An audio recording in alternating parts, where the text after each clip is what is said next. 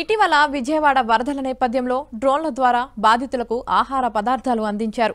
ఇప్పుడు గుంటూరు జిల్లా తెనాలిలో దోమల నివారణకు ఈ డ్రోన్లను ఉపయోగించారు. తెనాలి మున్సిపాలిటీ ఆధ్వర్యంలో స్థానిక రజక చెరువులో డ్రోన్ల ద్వారా దోమల మందు స్ప్రే చేయించారు. ఈ సందర్భంగా అక్కడి వాకర్స్ స్థానిక ప్రజలకు దోమలు వ్యాప్తి చెందకుండా తీసుకోవాల్సిన జాగ్రత్తలను మున్సిపల్ అధికారులు వివరించారు. దోమల వల్ల వివిధ రకాల వ్యాధుల బారిన పడే ప్రమాదముందని, అందుకే దోమల నివారణకు మున్సిపాలిటీ ద్వారా ప్రత్యేక చర్యలు తీసుకుంటున్నట్లు తెలిపారు. అటు ప్రజలు కూడా తమ పరిసరాలను శుభ్రంగా ఉంచుకోవాలని సూచించారు.